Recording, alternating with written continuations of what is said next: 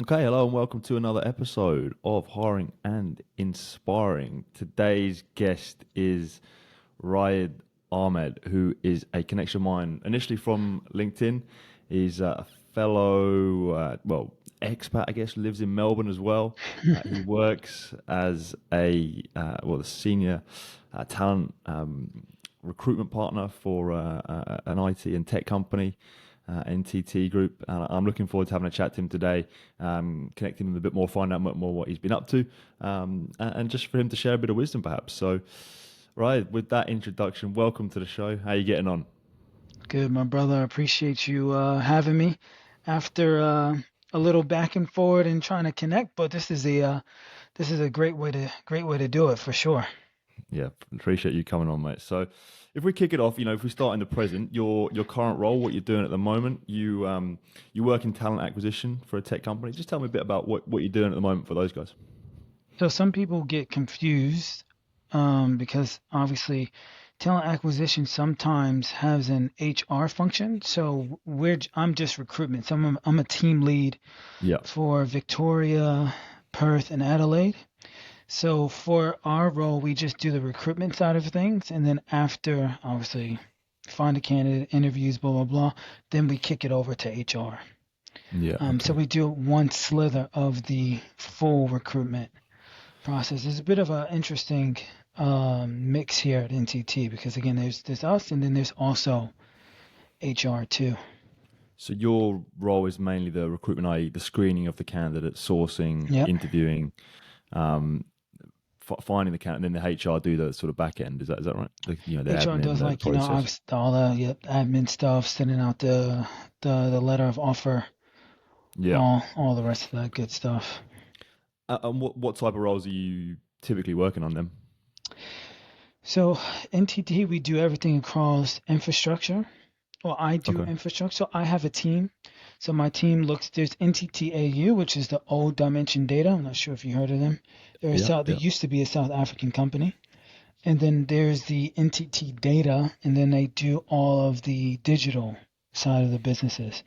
So that can be CRM, Dynamics, developers, BAs, but then on the other side, it's infrastructure. So there's PMs, network engineers, security engineers, all the way up to architects. So that's where my bread and butter is. I originally Yeah. started in the infrastructure side and then, yeah, transitioned into this company, but then transitioned into looking after a full team that does everything. So you're managing people in the role as well. Yeah, managing and delivering. Yeah. It's a bit of Yeah. a Yeah. mixed bag. Awesome. Yeah, it's good. How big's your team? How many people are you managing? Oh, I think I lost you there. Sorry, man. You good? How big's your team? Uh, Yeah. so the team is two, three, five, six people. Yeah. Six Yeah. people Cool. across, and again, we look after here, WA, and in Adelaide, and then also too, it's actually separated because there's contract and perm. So there's a team that look after perm, and then there's a team that look after contracting. The the setup here is pretty interesting. So most people that want to get out of agency, you come into this role and you still have an agency style vibe because it's Okay. because we get bonuses too on because we're Okay. strictly just delivery, right? So if you go to Yeah. a Yeah. place like PwC or any of the bigger guys, you just purely talent acquisition and you just kind of turn and turn and turn. You probably work a little bit harder, but you're not getting the Mm, paid for it. Here, you're incentivized for every placement, which I like. So the harder I work, yeah. the more opportunity I can still make money, even if I'm not an agency. So yeah, Yeah. it's a Gotcha. different style. Yeah. Gotcha. So what's the current state of the tech industry? Because there's a lot of noise about, I don't know, there's lots happening, cuts, those kind of things. You're a man that's on the ground in the field. You know the Mm. market better than me. What's happening at the moment? What can you tell me? um, yeah, obviously it's really shaky at the moment. I have Mm, a bunch of friends that got made redundant at Amazon. So you think of all the big tech giants, they're yeah. hacking people left, right, and center.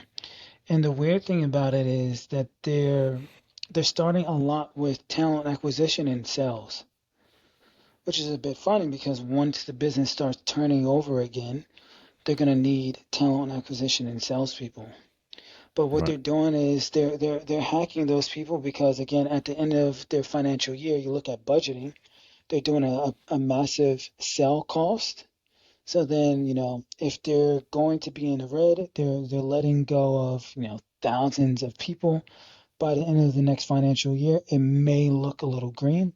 The beautiful thing about a company like us, not necessarily, like we're still, to be straightforward with you, we're still struggling a little bit, but we're a systems integrator.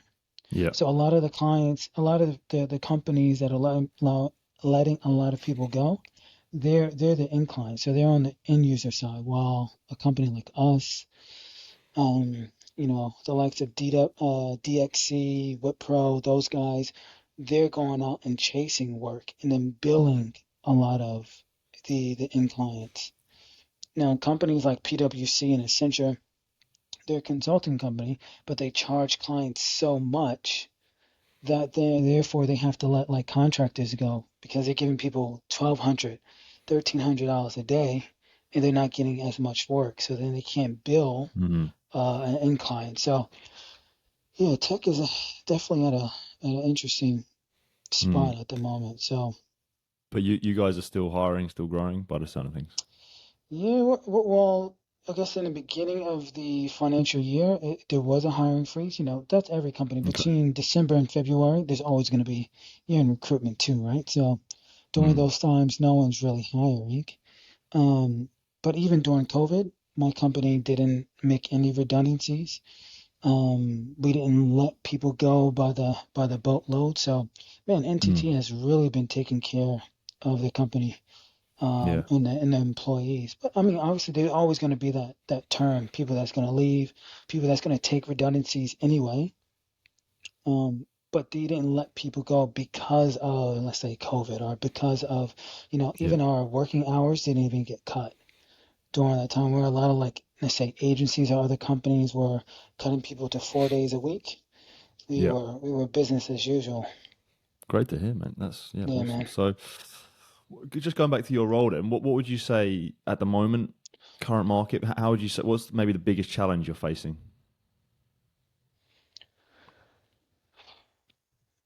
I would say 6 months to a year ago, it was everyone was getting massive salaries.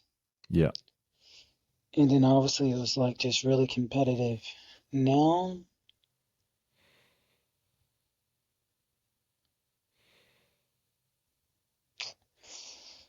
man, that's actually a good question for now. Because I don't think it's like that as bad anymore. Yeah. It So probably when you're depends on. referring to like last year when the salaries were, so there were some crazy salaries being thrown around, right? You were Yeah. saying you were, I guess, referring to it being super competitive for candidates then? Mm.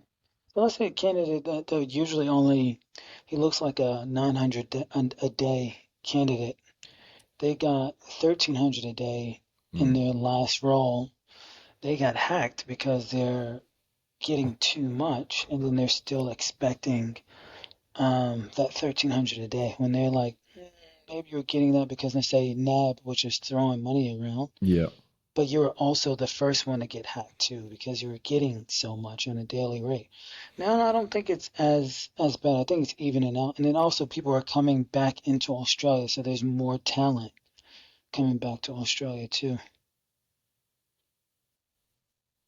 Yeah, it sort of corrected itself, I feel like this year, Yeah, where yeah, it's it's the balance is sort of has leveled yeah, itself yeah, out a little bit. yeah, yeah. It's been a good correction. Mm. So, mate, look, thanks for running through that. If we just go back in time, then, in terms of your background, you did previously work for an external recruitment company, right? So you're now internal doing talent acquisition. You've previously worked external, doing what I do. Yep. How was your experience doing that?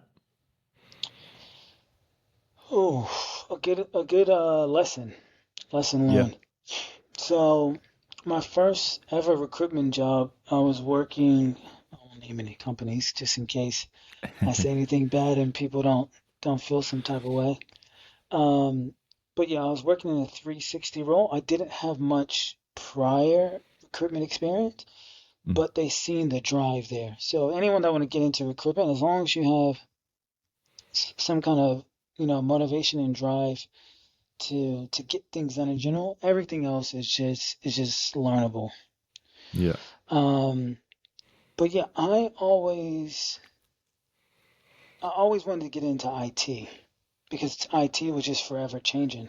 So I got into IT because so my actual degree is sports management. And I came here 2011. I went back home and I was a school teacher, which I wasn't qualified, but my mom worked at the school and she let me become a gym teacher because I played sports or whatever. And one of the the student's dad, he worked in IT. And he's like, man, if you ever want to get into sales, get into IT sales because it's always changing. So then when I came back in 2014, I'm like, yep, I want to get into IT recruitment. And then also too, that was just an opportunity to get my PR. Also, I mean, as you probably know, get Mm. into recruitment and getting the opportunity to get your PR. Um, but yeah, I had a bit of a bump in a road because obviously you're working for external, you don't have much experience, you have to grind, grind, grind, and then if you don't kind of produce in a certain amount of time, especially I had the 487 visa, I forgot the working holiday visa. If you don't produce in a certain amount of time, in Yeah. recruitment, let's be serious, you're just kind of bumming on the seat sometimes, right? So if you Mm. don't produce, you're kind of getting. I only had like 4 months under my belt. Um, man, how in depth do you want me to get in this? Because before, if you want to just kind of go in, so man, before then, I was looking for my first job in Australia, and people think just because you're American or first English your first language, things are just nice and sweet and easy. Well, I got to a point where I had $100 in my bank account and I was interviewing like it was another job. And we all know how job interviews go. Literally had $100 in my bank account. I was so broke that when I got my job, I had to ask, it was a small recruitment company. I had to ask the director to give me money. And then once I actually got paid, to give him back money, to give him the money back Mm. that he let me borrow. And one thing in my whole journey is about personal development. That's how I got into doing my side business. Have you heard of a book called The Secret? No. No. So, do you read like many personal development books? Yeah, yeah, I've read a fair few. Yeah. Well, The Secret is a little bit of fluffy one, but it's one of like an Okay. older classic, Okay, right? yeah. And it talks about, and I wouldn't recommend it because there's plenty other books that's better, but the book was really about visualization. Okay. So obviously visualizing things and then, self-manifesting it for it to happen. So while I was, doing these interviews and nothing was happening, I read in the book, it was a part of the book that the lady was talking to another lady and she was saying to the lady, okay, I'm having trouble finding a husband. And the other lady said to her, okay, how are you sleeping in your bed? And she said, oh, I'm taking over the whole bed. Like, it's for me. And she said, how do you expect someone to come into your life if you're taking up all the space? So she's just saying, okay, well, take half of your bed and visualize that someone else is taking up the half of the bed. And she said months after, she ended up finding someone to take up that space because she Yeah. was visualizing it happen. So for me, when I moved, because I was in Brisbane first, that didn't work out. Brisbane slow. Shout out to all the Bris Vegas people, but just not right for me. I'm a city boy. When I moved to Sydney, my clothes were packed in my bag. So mentally, my mind was saying, okay, well, if our clothes is packed in my bag, we must be going somewhere else. We must not be Mm. staying here. So then after I read that, I'm like, okay, well, how can I apply? And I'm always about you read and you apply. If you don't read and you apply, you're just doing self-help and, you're just doing personal development on steroids. Mm. So in order to actually get wisdom, you need to get your knowledge and apply. That's how you get your wisdom. So I was like, okay, how can I apply it to myself? So I was thinking, okay, well, if my mind is saying that my bags are packed, we're leaving. Okay, let me actually take out my clothes, start hanging up, start setting up my room as if I'm going to stay. And this is not even BS. A couple of weeks after that, that's how I got my job. As soon as I changed my mindset, and I was like, you know what? Let me actually act like I'm staying here, then something is going to happen for me. And my whole journey is about like reading, changing my mindset, and then something actually happened. So, so I got the job, and then I got let go in November. In November, and if you're in recruitment, you know, November, December, January is dead news in regards to getting a job, Mm. especially in recruitment because we're dealing with clients. So again, I'm like, man, I'm back to ground one. I called my mom. I said, Mom, I call my mom Umi. That means mom in Arabic. I said, Umi, I'm coming home. I'm stressing here. I'm broke as hell again. I'd rather be broke sitting on your couch than being broke in a whole nother country with no, like, foundation or friends. And Mm. she said, stay your ass in Australia. There's nothing here for you. And then when she said that, I'm like, you know what? It's done. I need to make it happen. Again, I went back to reading my books because at that time I'm like up and down with my personal development journey. Have you read Seven Habits of Highly Effective People? Stephen Covey. Yeah, I have. Yeah, Yeah. classic. So every time I'm down and out, I go back to my books.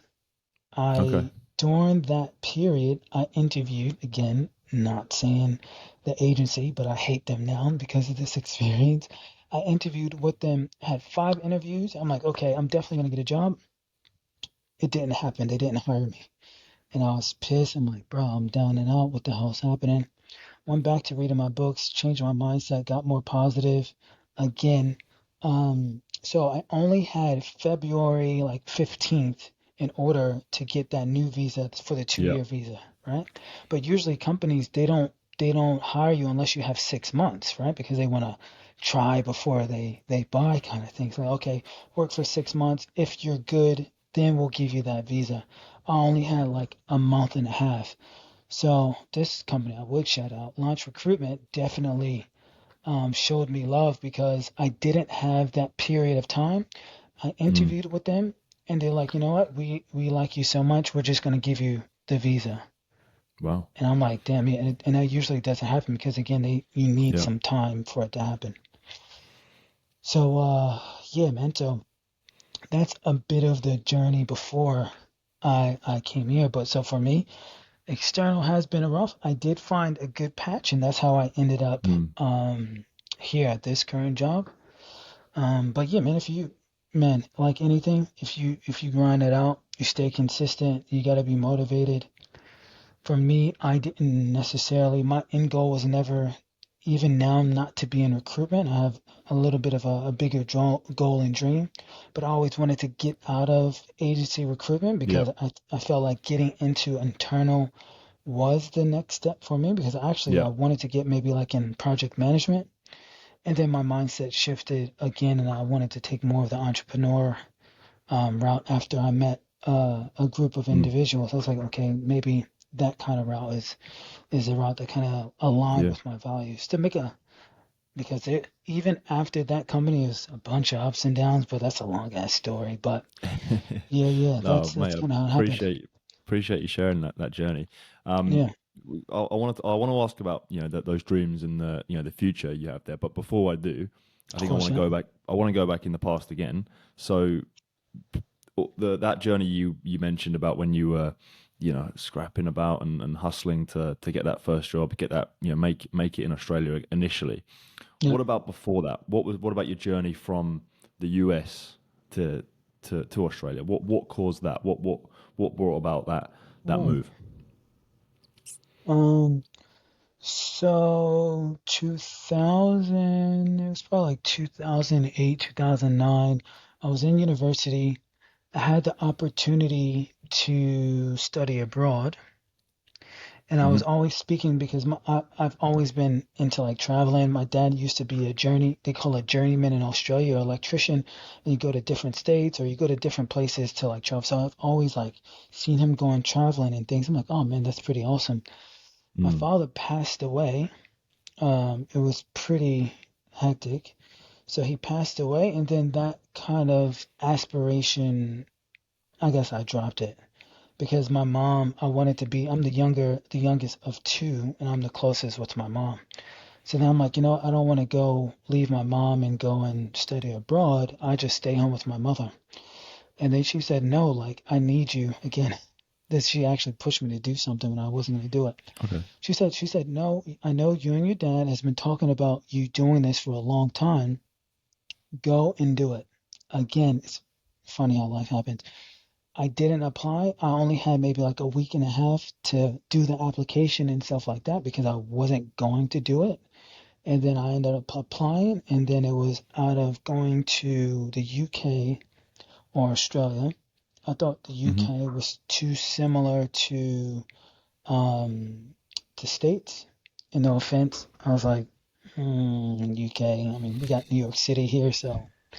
Um, and then I was like, oh, I'll go to Australia. Didn't really know much. Americans back then didn't know nothing much about Australia, but I had a friend who was in Queensland. So then I had an opportunity. I was like, okay, where do you think? Because you know my personality from high school, went to high school. I was like, what do you think I'll be good at? She was like, either Melbourne or Sydney. Tried to apply for Melbourne. They was like, bro, you're not taking your dumb ass. My grades wasn't good enough. So I was like, oh shit, well I guess I'm going to Sydney. Mm. So came to Sydney 2011, loved it. I had, dreams and goals of, being in sports management, working, because, I'm from New Jersey, so you got all types of teams in the tri-state area. But when I came to Australia, and everyone again was about like, yeah, I traveled here, I traveled there, and none of my friends were into traveling. Everyone back in the States were just clubbing and popping bottles and trying to afford cars that they can't afford. I was like, man, this lifestyle here seems a lot aligned to what I want to do. So when I went back Okay. home, I was like, man, literally when I went back home, I told everyone, I'm moving back to Australia. I'm moving back to Australia. And it didn't happen for 3 years. So again, that Yeah. was another life lesson for me. It's like, man, sometimes if people don't believe in your dreams and goals, you just keep it to yourself and you just keep on grinding into them. And this is how I kind of got into personal development. So before then, I actually had something called Lyme disease. Do you know what that is? No, It's I've like heard a, of it. I don't know about it though. so it's not as common in like Australia, the UK. It's very common in Mm. America. It's like when you get a Okay. tick bite and then you end up Right. getting chronic fatigue syndrome and you get like really Okay. tired and stuff like that. Yeah. So that happened before I came, but when I came back, my brother, he's like my original mentor. He's the one that got me into books. He was seeing that I was kind of not as focused, not working out as much, and seeming down and out. And he gave me this. The first book he gave me is Seven Habits of Highly Effective People. And he's like, bro, I don't know what's going on with you, but you need to work on your mindset. And then I Okay. just started working on my mindset. And then from there, it's like other books. And I was like, okay, that's how I started getting into visualizing. So every night, again, this is no BS, every night I went to bed, I was thinking about moving back to Australia, moving back to Australia, moving back to Australia. And the money in the States, kind of like the UK, man, the money is trash. To be straightforward, you have a decent job, but they're not paying you as well. And it was a Hmm. little bit tough to pay rent and try to save up money. But I was visualizing. And then January 2013, I booked a one-way ticket to Australia and never came back. Nice. And So the rest is history. the rest is history from there, Yeah. bro. So even if I had to come back, I didn't have money, so I had to make it Mm. happen anyway. Yeah. Yeah. So yeah, Nice. that's a bit of the story of how I Yeah. Love it. transitioned from like sports and when I do that into what I'm doing today. Yeah. Love it. And then, I said I was going to ask about this, the future. Then you mentioned you got some pretty big goals. We touched upon it even before we started recording. You got your own sort of side hustle. Tell me more about that. What kind of dreams? What can I maybe expect from you in the next couple of years? So, Good question. Leading an army of men. That's my goal. okay, And I'll get explain. into more of, yeah, I'll get into that. So my goal and aspiration, and I'll give you the longer goal. of building men who stick to the word, building men who are not afraid to have goals and dreams, but actually go after them. Building an army of men who, they're husbands and they want to be great husbands, great leaders within their household. Building an army of men that, don't want to always just rely on the 9 to 5. And if they have goals and dreams and aspirations, it's okay to still have that 9 to 5, but go out instead of, going on Netflix, going out partying and drinking, go out and using that time to go out and hustle for yourself. So tailing it back a little bit, um, I'm part of a group of men, and we call ourselves the Band of Brothers. You probably know of that show. Part of Mm. a group of men, so we all get mentored on building an e-commerce business. So actually, again, Okay. my goal when I came here was to build within NTT, but my values didn't align to the and if people from NTT, everyone knows about my dreams to go, so it's all right. So I was networking with senior managers, directors, and I was actually on the journey of trying to figure out what I want to do. Because when I came to Melbourne, I didn't know anyone. Because I Yeah. came to Melbourne to kind of have a restart. I was partying and doing all that stuff in Sydney. I needed to get away from that environment to actually know, like, okay, I'm 29 years old. I'm about to get into the 30s. What's that next step look like? Yeah. And no one's actually lifestyle agreed or aligned with my values. I'm a family man. I love family. Of course, I'm from the States, so again, I wanted flexibility. I wanted time and freedom.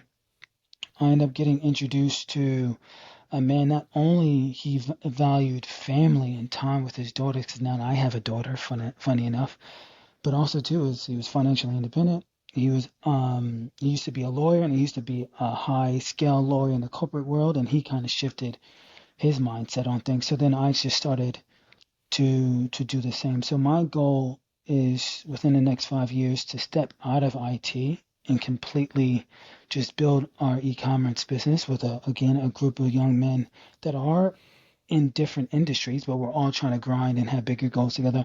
But again, I just want I want my flexibility. I want to be able to go to the States, visit my family when I want to. I have a daughter that's 2.5 years old. I want to be able to, and she's very energetic.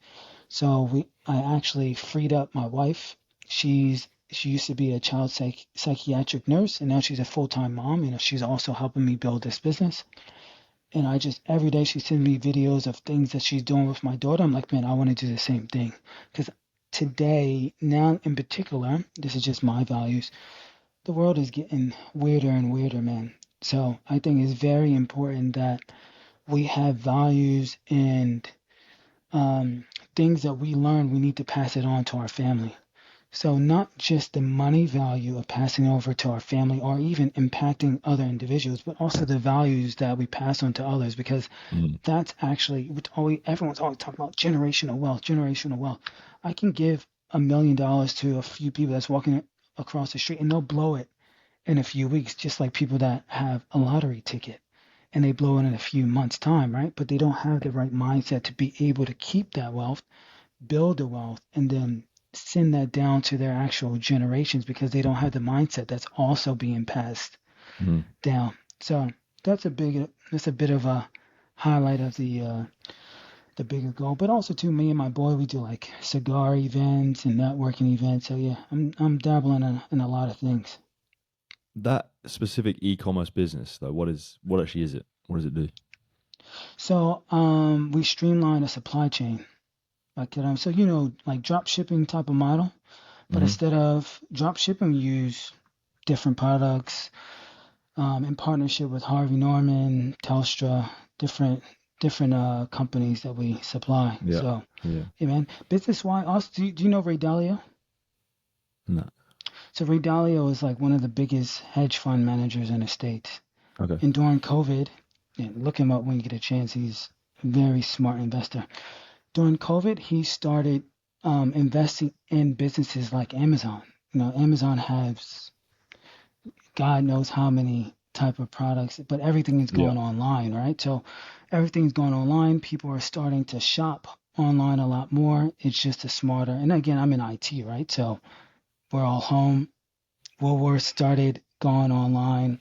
Same transition from hotels to Airbnb, Mm. movies and Netflix and stuff like that. So doing something online, I always thought about drop shipping, but again, it's very narrow because you're only using one product. Like someone, excuse my language, someone would sell a dick ring, right? Okay. You'd only, someone would only buy that one product once, right? But Okay. then you had to do SEO, you had to do marketing and stuff like that. So I wanted to do something that someone's gonna consistently buy. Okay. So it was a Gotcha. good business model. Yeah, gotcha. Nice, mate. So you're clearly pretty big on, mindset, personal development, all that kind of stuff. Yeah. Say there was someone out there who was maybe listening to this and they go, they're resonating with what you're saying, but they didn't maybe know where to start. You've obviously gone Mm, through a real journey with that as well. What would you say, or what recommendations would you give, or even specific books? What would you say to that mm. person? That's a great question because a Say lot of people. say Yeah. it's a man, like you touched upon, you want to improve, you want to lead men or whatever you said about, Mm. maybe the masculinity situation. What would you say it was a man who wanted to improve their mindset, wanted to improve their life? What would you recommend to them? Work on their mindset. And this is a general. When you Mm, work on your mindset, then your thoughts create action, and then your mm, action create results, and then the results therefore create a great habit for you to build off of. mm, But none of those things can actually happen. It's like working out, right? Like if you don't consistently want to eat healthy, if you don't consistently go to the gym, if you don't consistently think about like, oh, I want to be a good person, good, healthy, have abs or anything like that, you're not going to actually do the action of doing the work, going to the mm, gym. Because when you're down and out and you don't feel like going to the gym, you're just not going to do it. But if you have an actually reason behind it, if you have a dream or goal or something attached to that end result, it's going to actually push you. Like I wake up now and I wake up at 5:30 in the morning. I pray, I read, and then I actually do the workout. I'm by no means like this fit guy, but my goal and dream is to be better fit because I want to mm, be fitter for my family. I want to have a long life for my family, for my daughter.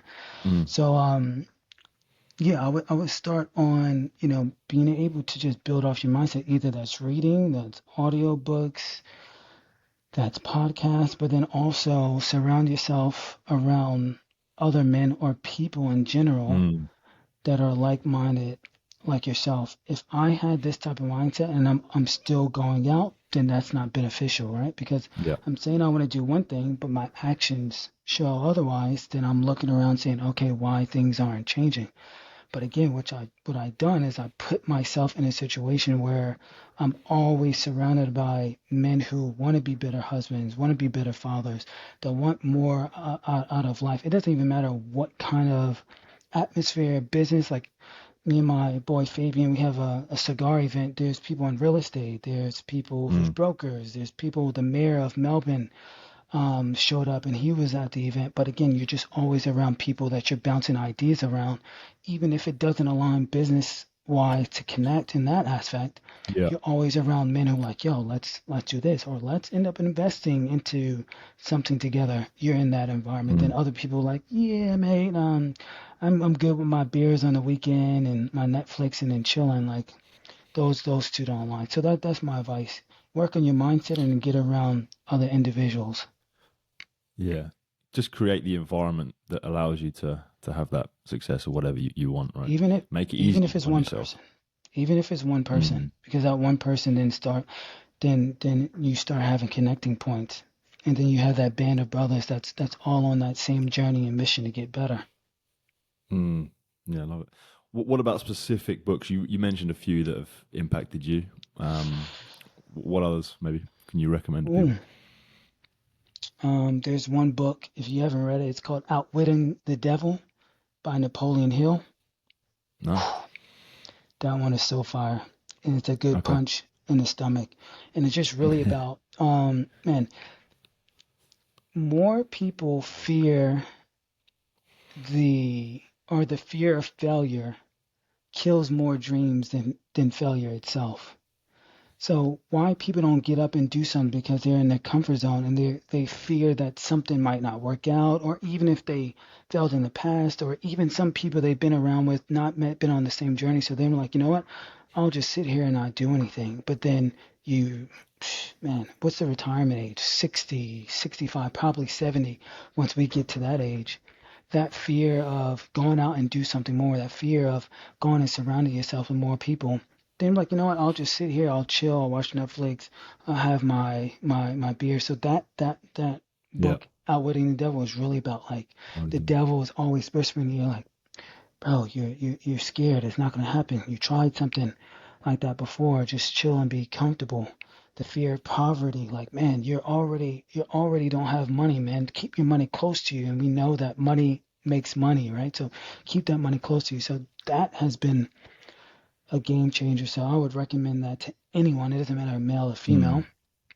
mm, Psycho Cybernetics, another game changer. It's just about the re functioning of your mind and your brain, and the things that you say to yourself, the things that you actually think, the things that you actually visualize. Psycho Cybernetics is a classic. And Essentialism. Essentialism is a book about if something's not essential to your end goal, don't do it.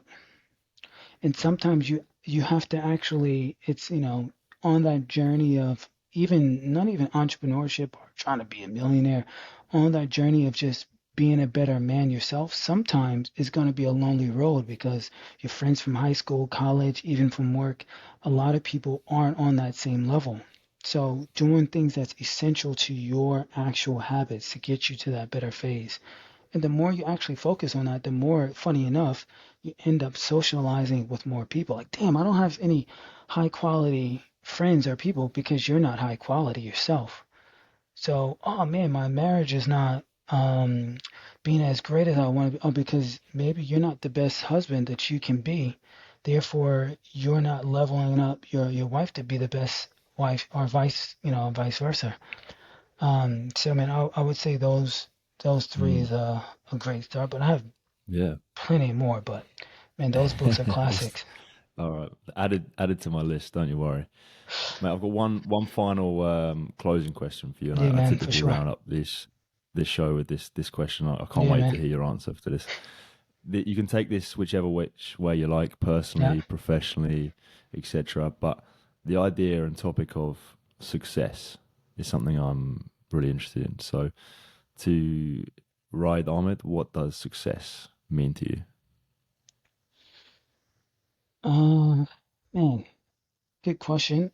In the business realm, I can't really say what success looks like yet because I haven't. I'm gonna be completely honest with you. I haven't got there, but that's always the Mm, more you grind and grow, the more that dream gets better. But success for me is having your time and freedom for yourself. Success is to be able to do the things that you love to do, not because you have to, is because you want to. mm, To be able to do, because everyone talks about passion, to do the things that you're quote unquote passionate about, not because you're doing it because you want to turn that passion into a monetary gain.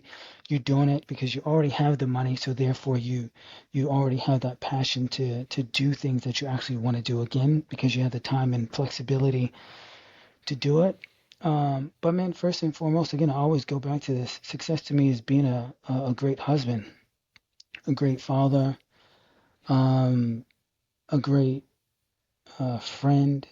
For me, I'm Muslim, so my spirituality is connected to that. So getting closer to God. But man, I love people of all faiths, and even if you just believe in yourself, that's success. So if you're successful and believe in yourself, therefore your actions will follow. So yeah, that's in a nutshell, man. Success for me is definitely that, man. If you can believe in yourself and you're successful in actually believing that you can achieve those dreams and goals and be successful, then the action towards actually, making it materialize in it is going to be right in front of you. And it might not happen when you want to, but again, I'm a man of faith, so God put things in your way when he wants you to, when you're able to receive it. Just like my wife, at the time, I Yeah. was like, oh man, I want a good woman. But again, I wasn't a good man to receive that high caliber woman that Right. Yeah. I've got. Man, a big quote is, man, lead by faith, not by sight. Leap and the net will appear. So Yeah. if you just go out and jump and just have faith in yourself, everything will fall into place, man. That's what I truly believe. Love it. Well, I think that's a perfect way to end this show and End to it end this off. episode. That's an absolute mic drop of a finish, mate. I love it. Thank you very Appreciate much it. for talking all through that, mate. I've learned a lot from you just in this conversation. You got loads of Bro, great that's awesome. insights there. I think a lot of people can learn from you. So really appreciate you coming on, sharing your journey, opening up about certain things, and sharing some wisdom. Raid Ahmad, Yep. thank you very much. I appreciate it, my brother. Have a good one.